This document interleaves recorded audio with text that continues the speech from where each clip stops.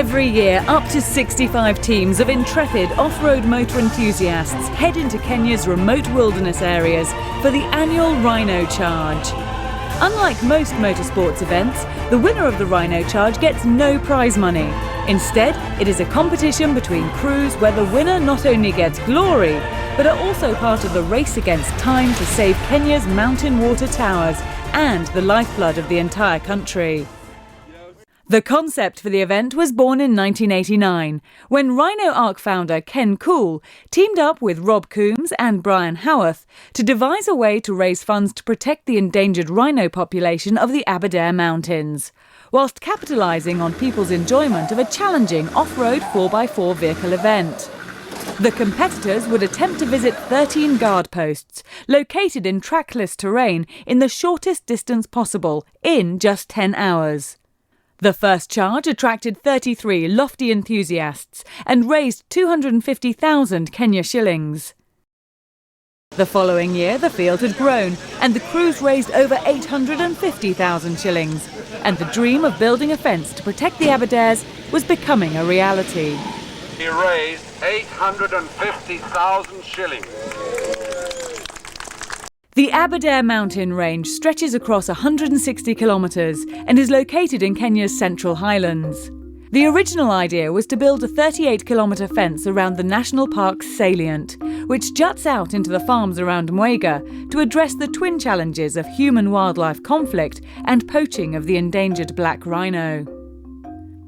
Over 21 years, as the Rhino Charge continued to raise even higher funds, the Aberdare project was able to expand and, by 2009, had become the longest conservation fence in the world, almost 400 kilometres long and protecting over 2,000 square kilometres of prime forest and critical water catchments. 4 of Kenya's major rivers flow out of the Aberdares, providing fresh water to 7 major towns, as well as providing 70% of the fresh water needed in the capital, Nairobi. The continued success of the Rhino Charge means the Rhino Arc, along with its partners in the private and government sectors, have now begun the next phase, building a similar fence around Africa's second highest peak, Mount Kenya.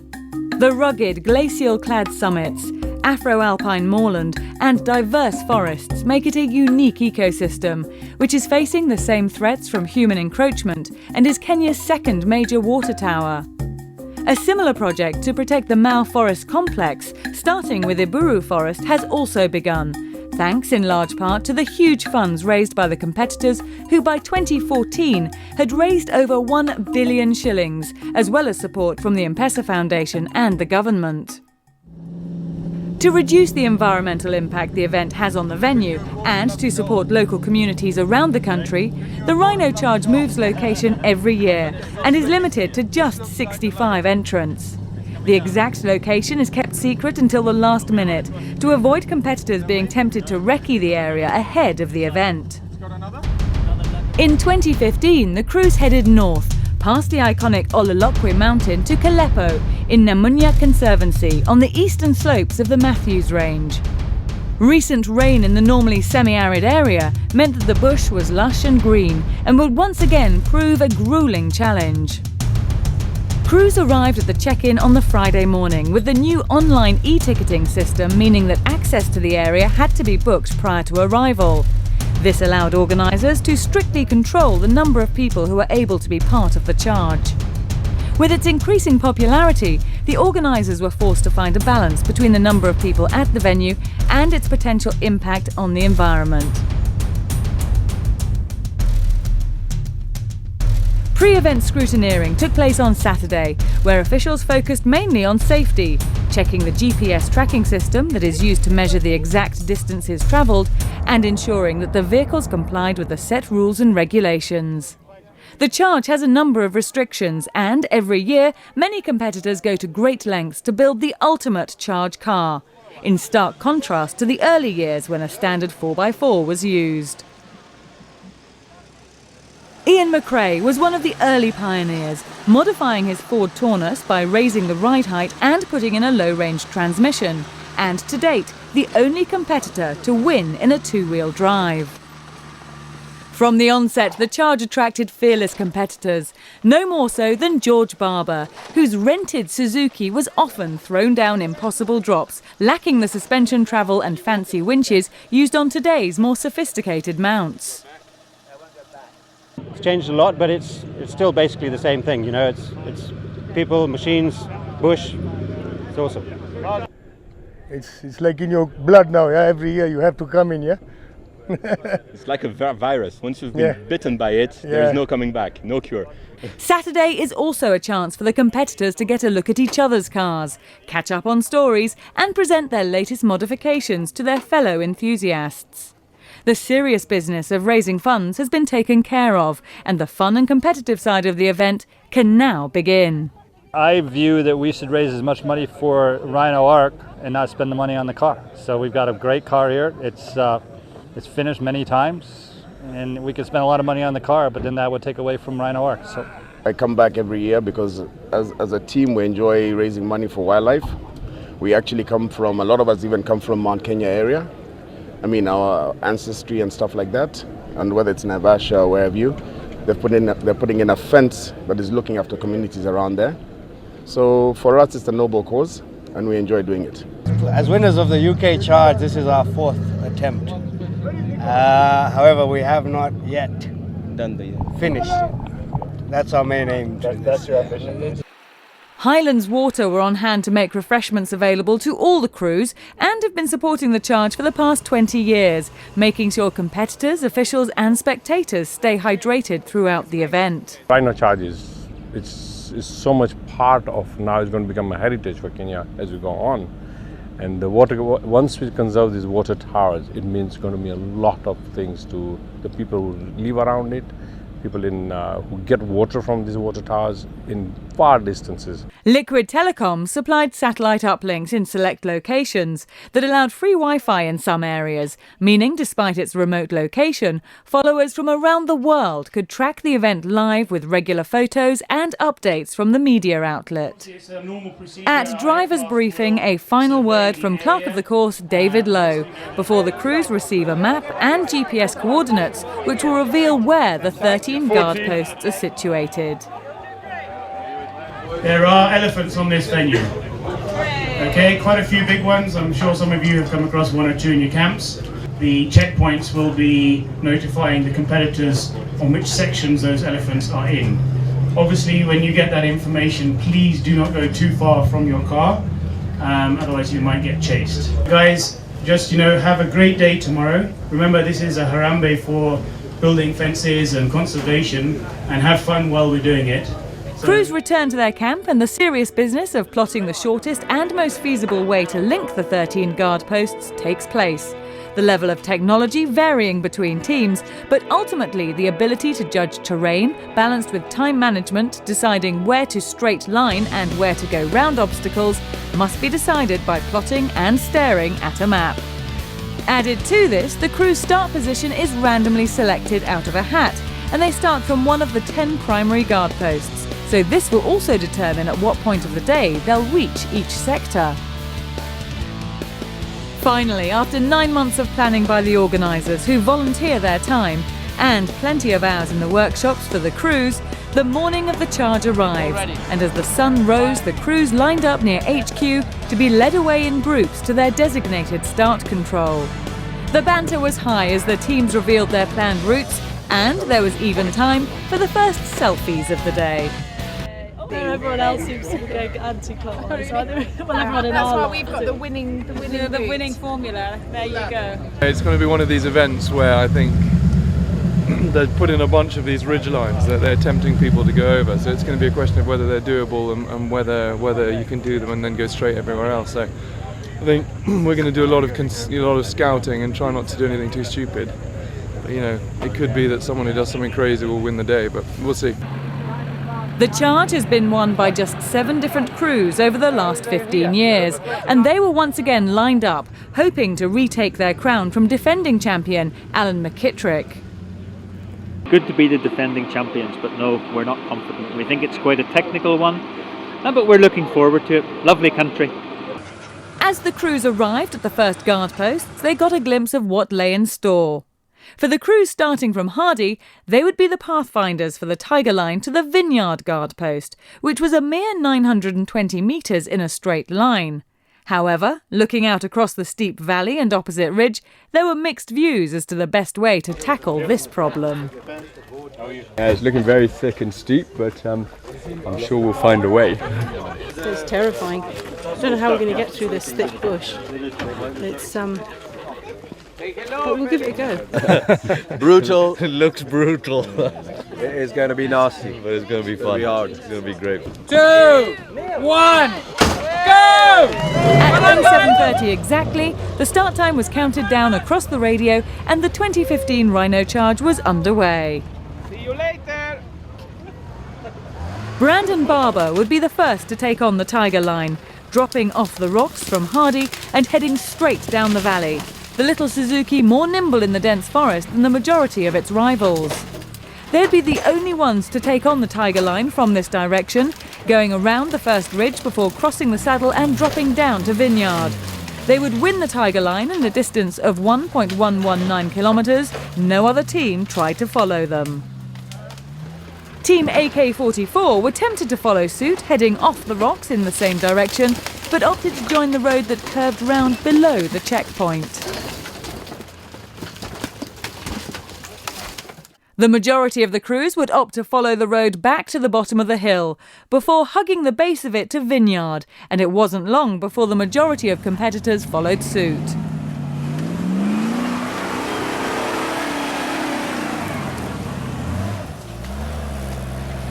Pioneering this early route were the Laughing Hyenas, led by Linda Hughes, who would have a tough day and eventually only reach 6 guard posts. Opening the route from Vineyard End were the Magnet Chargers in their unmodified Range Rover.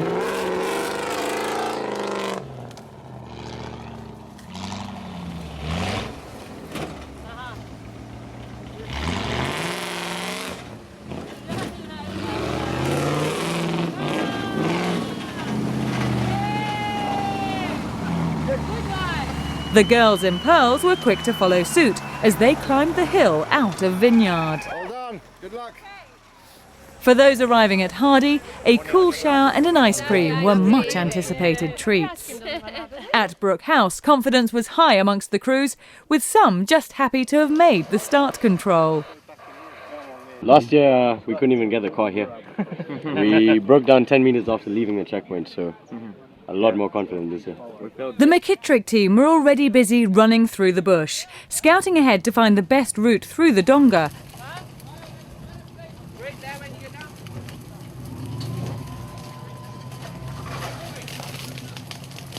Team Aussie Rules contemplated the best way to get around the first obstacle of the day.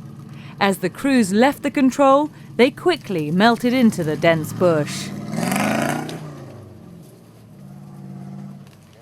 There's always a moment of quiet at the guard posts after the mad dash of the start, but with the route being shorter than most this year, it wouldn't be long before the sponsors would be kept busy serving refreshments and recording each car's arrival from its previous control. The crews were fortunate that it was overcast and the ambient temperatures low. This might have encouraged some teams to take on almost impassable routes. Team 64 left Copycat determined to take a straight line to Hardy over a very steep ridge. Their efforts would cost them over 2 hours and they would have to play catch-up for the rest of the day. Despite their efforts, they weren't the straightest on the sector.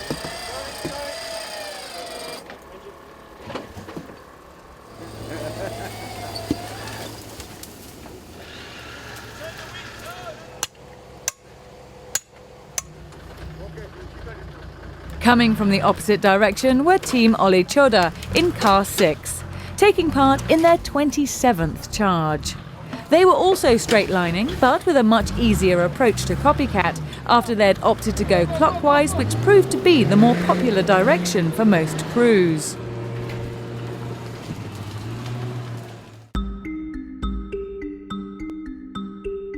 Greensteads was the furthest control away, situated halfway up a narrow valley on the edge of a beautiful spring. The straight line to Brookhouse would also count as the second Tiger Line, although most crews would opt to follow the road down the valley before straightening out as the valley opened up.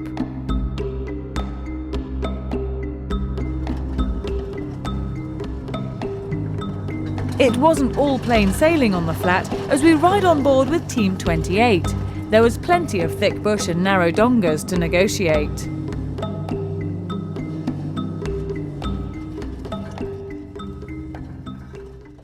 Mahesh Bhatti set off and would open up the route over the rocks that would eventually be the main shortcut between the control and the road further down.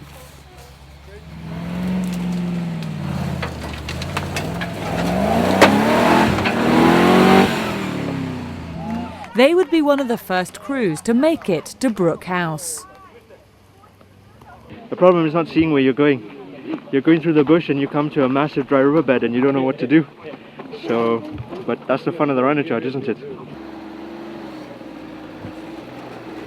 Team Huzi would go straightest and take the honours on this Tiger Line in 5.629 kilometres, the Crow flying 5.34. Their distance was just 76 metres shorter than their nearest rivals.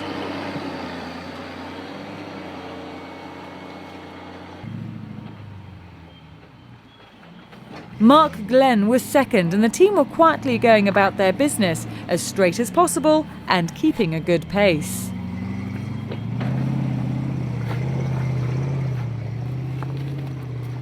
Team 42 have won the charge on 5 previous occasions and had high hopes of reclaiming the title. However, after starting off well and setting the 5th shortest distance on this Tiger Line, they'd suffer rear suspension failure and the axle would end up under the car. They'd complete just 6 guard posts.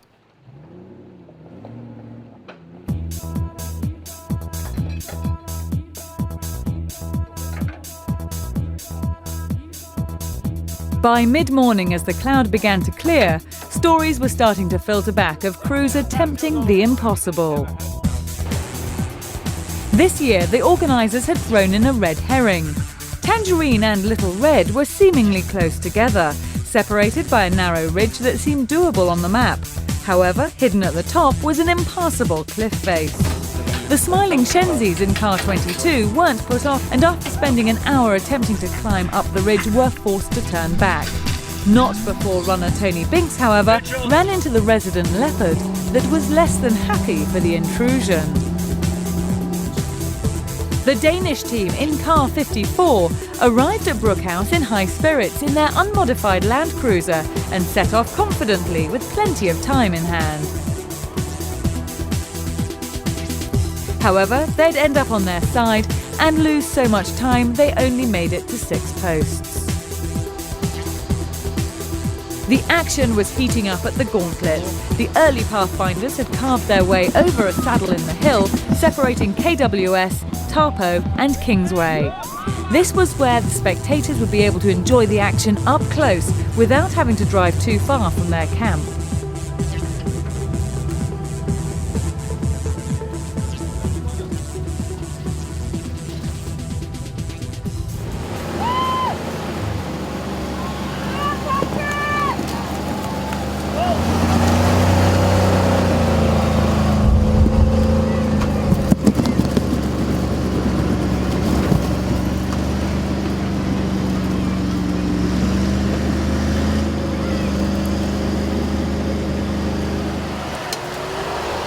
The Fat Rhinos in car 24 were having a good run despite smashing their windscreen, bending their steering arm and having to change 2 wheels.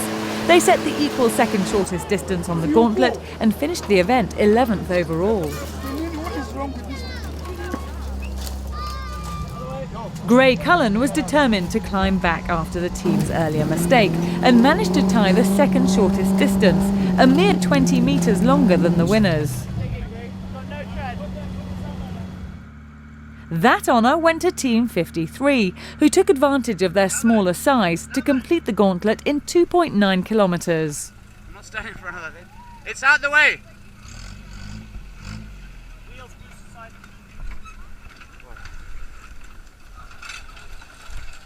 Several crews competed in the unmodified class.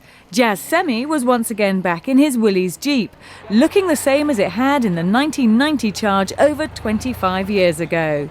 He would finish the day third in class. The team also included Daniel McMillan, who was the youngest competitor in this year's event. Mark Tilbury's Hog Charge team were having a trouble-free run. Straight-lining as much as possible through the dense bush, they would finish second in class.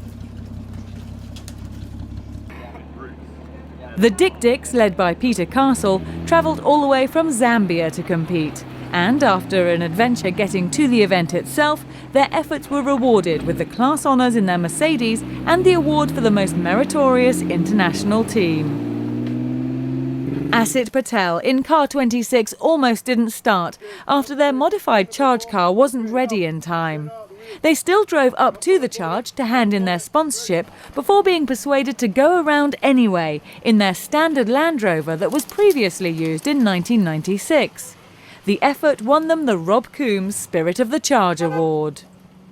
Original charge car, we didn't bring it because we couldn't get it finished. The last part in the hub didn't fit. We tried filing it for 48 hours, any which way, welding, we just couldn't fit it. Back at the vineyard, car 46, aptly named Team Possibility, arrived showing the scars of a hard morning's work as they successfully tackled the sectors in a straight line, regardless of the obstacles. The Tiger Line to Hardy was considered by many of the competitors to be impossible in this direction, but this didn't deter the team, who set about climbing the saddle from the opposite side to that which Barber had earlier in the day. Gonna go for it, huh? Oh, yeah. Stop pulling it in. Straight, man. Put tension. They'd eventually end up rolling and lost time getting through the impossible valley before having to go round. They'd be second, but would be forced to make up time on the remaining guard posts and eventually finished 17th overall.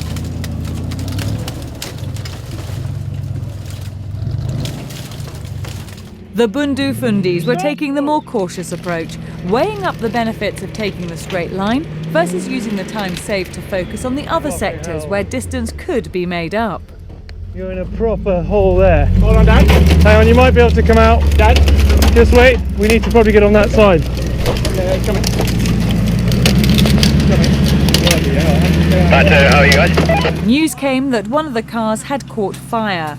The broken prop shaft of the Land Rover of Cementa's racing team had ruptured a fuel line, which leaked into the exhaust. The Medivac rescue helicopter and ground search teams were launched, but fortunately none of the crew suffered any serious injuries, although the car was burnt to ashes. John Kenyali broke a shaft early in the day and was forced to drive around in two-wheel drive. They still made it round all the guard posts. They'd later return to assist removing the burnt shell of car 32 from the bush. Team 52 would be seen reversing around the charge after the rear diff turned to mush, and they were left with only two-wheel drive and could only drive over obstacles or go uphill if they went backwards. They still made it around 8 guard posts. The deranged Rovers were returning after a 4-year absence. However, all was not well. After driving the car for the first time to scrutineering, the automatic box was stuck in first gear and they couldn't engage low range. The power steering failed and by day end they had no brakes either. In the end, they would reach 11 guard posts. The dense bush was taking its toll on windscreens, with many drivers having to cope without for much of the day, hampering their ability to go in a straight line. I only have a windscreen gone. Can you see the flashing light? All the thorns keep coming into my hands. Narrow gullies were harder for less modified cars with large overhangs that meant the front or back would get stuck on banks.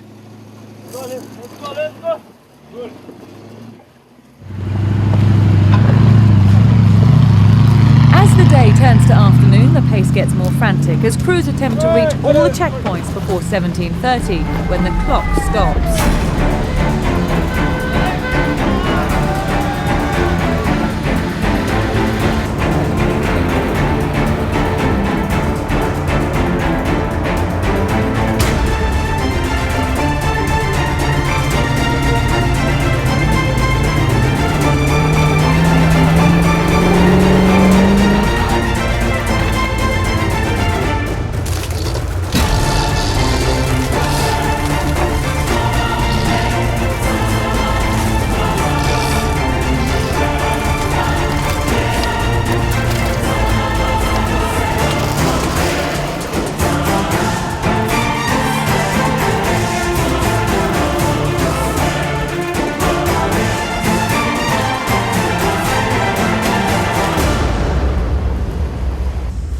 Team 61 had had a good run, avoiding most of the major obstacles and taking the honour of being the first car back to their start control at Greensteads. 2.5 hours to spare, they were even presented with a cake by the controllers. Others were limping around using the roads in a desperate bid to reach as many guard posts as possible, but still wary of the event's 40 km/h speed limit. We've broken a diff and no steering, so we're pretty much just going to crawl around the ones that we can until the very end. The Roving Rogues in Team 40 would finish the day in 10th overall, in a distance of 35.35 kilometres.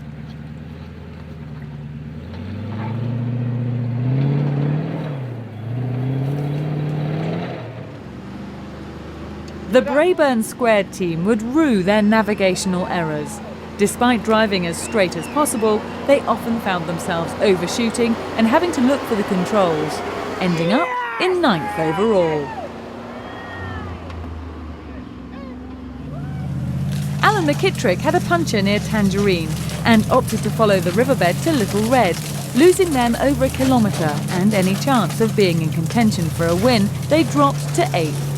However, once again, this team were the largest fundraisers and took the Victor Ladorum Award. This award is based on overall distance compensated by the funds raised by taking off 2 centimetres for every 1 shilling earned. First of all, for a good cause, and then it's about competing against a lot of like-minded people, and it's getting into the country to an area that you don't normally see, and making progress with the fencing and Mount Kenya now. Yeah, very important. Team AK-44 made light work of the dense thickets and finished the day 7th overall.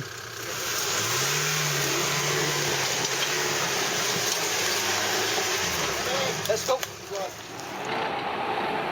Despite breaking their steering near the end and having brake issues, the KTM Cruisers finished 6th overall. A win on the gauntlet and some attacking driving on the other sectors meant that Team 53 once again finished in the top 5, but couldn't improve on their 2014 position.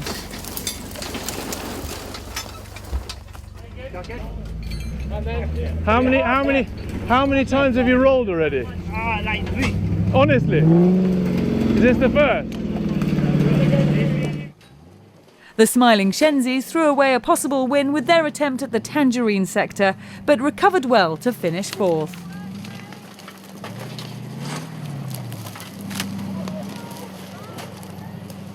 Team Ollie Chodder have steadily improved over the years, recording their best ever result at 3rd overall with some aggressive straight lining.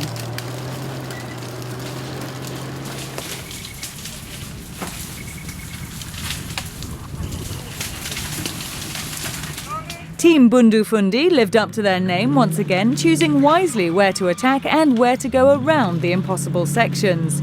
They'd be slightly disappointed not to reclaim the title they last won in 2013.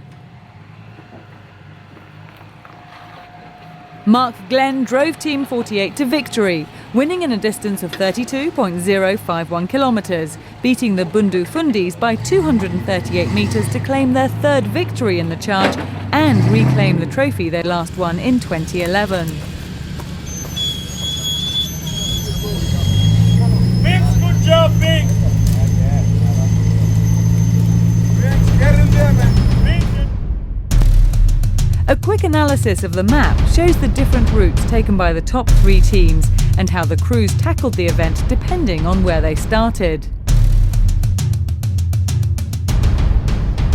As the crews returned back to their start controls at the end of the day, there were plenty of stories to tell. Once again, the organisers had laid on a challenging event in another spectacular location in Kenya's northern wilderness.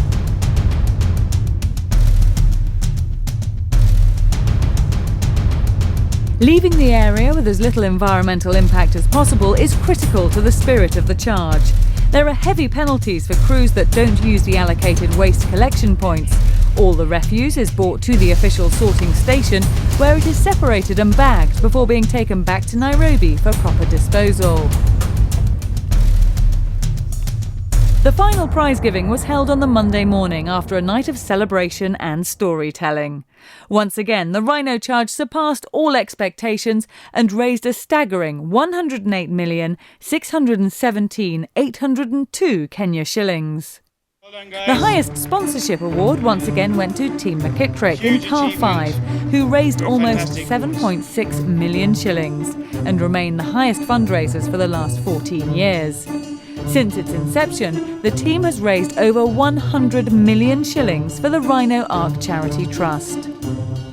Peter Kinyua was the second highest fundraiser, collecting 5,620,000 shillings. He is another long-term supporter of the charge, and as a member of the Kenya Wildlife Service Board of Directors, he'll be involved in the continued partnership with Rhino Ark, overseeing these vital projects. Mark Tilbury's Hog Charge team raised the third highest sponsorship at 4,546,925 shillings. He also received the second overall Victor Ladorum Award and finished second in the unmodified class. This year, the charge also raised 4.1 million shillings, which goes directly to the host community through the land access fee charged for every vehicle that entered the venue. In total, 41 of the teams managed to complete the course, reaching all the guard posts. Once again, the charge had thrown up different challenges, which make each one of these annual events so unique.